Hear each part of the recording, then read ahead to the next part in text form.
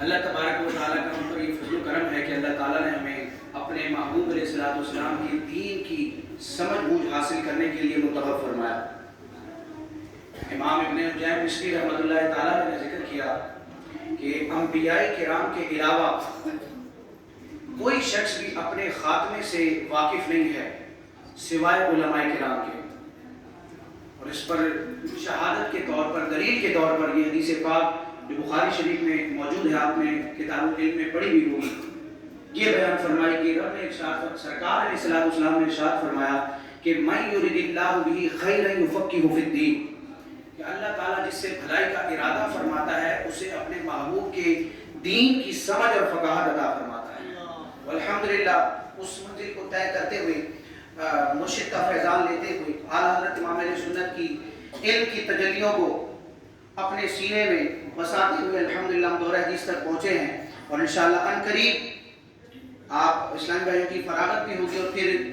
دین کے مختلف شعبہ جات میں پریکٹیکلی الحمدللہ آپ اپنی خدمات سر انجام دیں گے۔ بعض تخصص میں جائیں گے، بعض المدینہ العلمیہ میں جائیں گے، بعض مدرس بنیں گے، بعض مدنی چینل پر آئیں گے، اور دیگر دین کے جتنے بھی شعبہ جات ہیں الحمدللہ ان کے لیے رجال تیار ہوں گے۔ اللہ تعالیٰ سب کو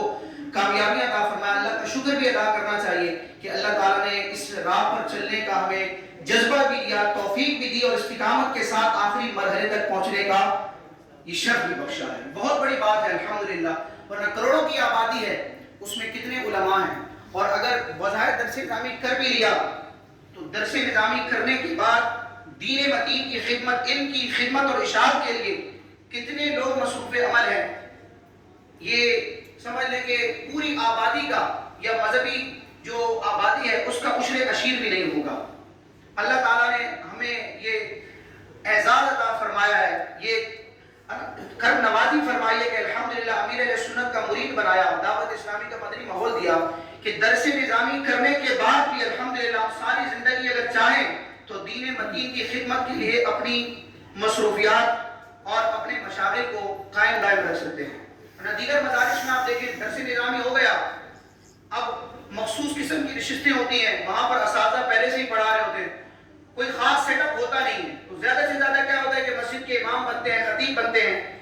نکاح خواہ بنتے ہیں اور دیگر مصروفیات ہوتی ہیں۔ لیکن الحمدللہ دعوت اسلامی ایک دنیا ہے، اور آئے دن الحمدللہ شعبہ جات بڑھ رہے ہیں، اور اس میں مدنی اسلامی بھائی اپنا کردار ادا کر رہے ہیں۔ وہ شعبے، وہ کام کہ کوئی سوچ نہیں سکتا تھا کہ اس فیلڈ میں، اس شعبے میں بھی ایک عالم دین کا کوئی کام ہو سکتا ہے، الحمدللہ دعوت اسلامی نے ان شعبہ جات میں بھی علماء کو استعمال کر کے دکھایا ہے۔ لیکن دور کے بدلنے کے ساتھ ساتھ درس نظامی کے فارغ التحصیل اسلامی بھائیوں کی کوانٹٹی میں اضافہ ہو رہا ہے، اور حدیث سے فارغ ہوئے تھے 2014-15 کا ہمارا یہ درجہ تھا، تقریباً 450 کے قریب اسلامی بھائی تھے جو فراغت ہوئی تھی دن کی۔ آج ماشاءاللہ آپ دیکھ لیں تعداد بڑھ رہی ہے، آئندہ سالوں میں یہ بڑھے گی۔ تو پہلے افراد کم ہوتے تھے تو اچھا استعمال ہو جاتا تھا، لیکن اب جیسے کوانٹٹی بڑھتی جا رہی ہے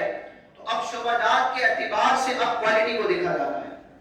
تو ہم اپنی 7 سالہ یا 8 سالہ زمانے طالب علمی کا جائزہ لیں کہ ہم نے کیا کھویا اور کیا پایا۔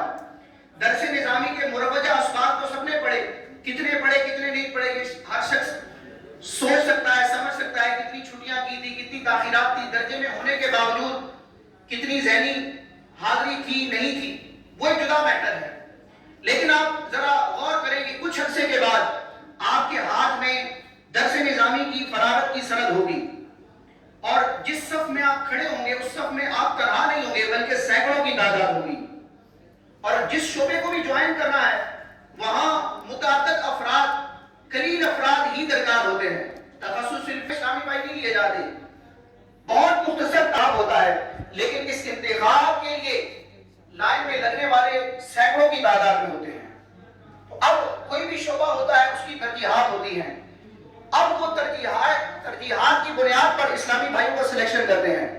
درس نظامی کی سند آپ کے پاس ہے تو 200 اسلامی بھائیوں کے پاس اور بھی ہے،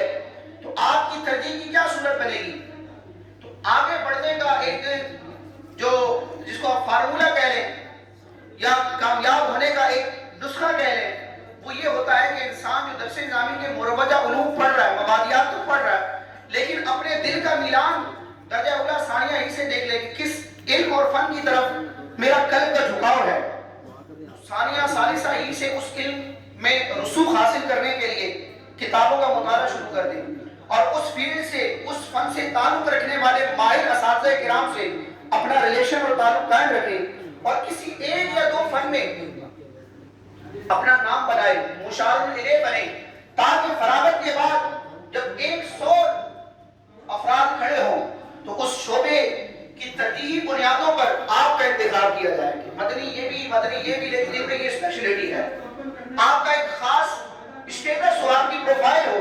جو دیگر میں نہ پائی جاتی ہو. آگے کسی کو حقیقت نہیں سمجھنا، نہ کسی کو پیچھے چھوڑنے کی نیت کرنی ہے، خود آگے بڑھنے کی نیت کرنی ہے کہ میں جتنا آگے جاؤں گا، جتنا اچھا منصب ملے گا، اس قدر میں شاندار انداز میں دین کی خدمت کر سکوں گا. ایک مسجد کا امام ہے، وہ بھی دین کی خدمت کر رہا ہے، اور ایک عالمی سطح پر کوئی مبلغ ہو، کوئی مقرر ہو یا بہت بڑا مفتی ہو جس کے تحت کئی افراد کام کر رہے ہوں اور وہ سینکڑوں افراد کے مسائل حل کر رہا ہو، آپ سمجھ سکتے ہیں کہ دین کا زیادہ کام کون کر رہا ہے. اخلاص اپنی جگہ، نیت اپنی جگہ، لیکن کس کے پاس مواقع زیادہ ہے. تو یہ نیت ہونی چاہیے کہ میں آگے بڑھ کر بڑے پیمانے پر دین کا کام کروں.